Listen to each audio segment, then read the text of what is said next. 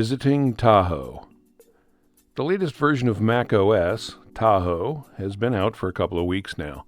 We're taking a look at whether it works and plays well with Audacity in this edition of Stuart's Audacity Tips. Anytime we get a new version of an operating system, whether Mac or Windows, everyone wants to know whether they should upgrade immediately.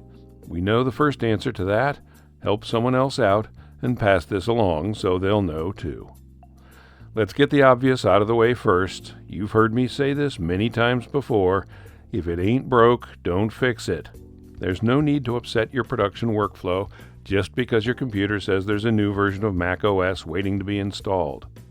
This is particularly true in the case of the latest macOS, Tahoe. There's a lot you should be aware of, starting with the version number. Tahoe is formally known as macOS 26. If you keep up with your version numbers, you know that the version immediately preceding Tahoe is Sequoia, which is formally known as macOS 15. What happened to 16 through 25?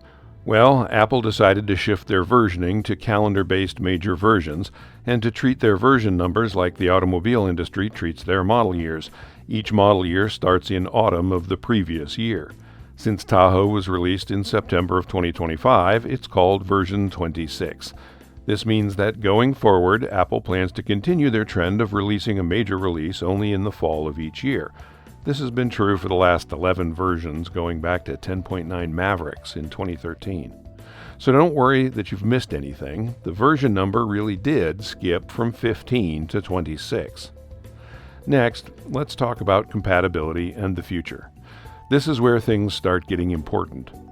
Apple says Tahoe is the last release that will support Intel-based Macs, and even there, the supported models are limited. The only Intel-based machines that will run Tahoe are the Mac Pro from 2019, the MacBook Pro 16-inch from 2019, MacBook Pro 13-inch from 2020, the one with 4 Thunderbolt 3 ports, and the iMac from 2020. So, if you have one of those Macs, Tahoe will run, but it is the last version of macOS that will run on those models, and performance may not be the greatest. Beware if you're considering an upgrade. Tahoe is definitely aimed squarely at Apple Silicon-based Macs, optimally M2 through M4.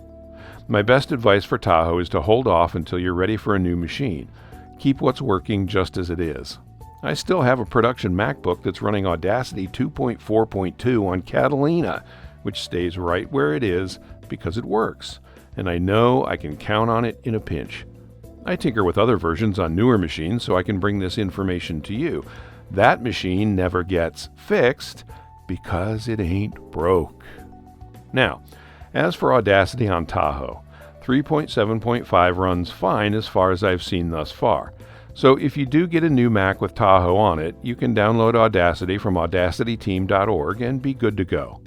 Be aware, though, that the interface of Tahoe is different from Sequoia, so there's a bit of adjustment to be made there. Not in Audacity itself, but in Finder and Spotlight and so forth. Hope this helps. I'm Stuart.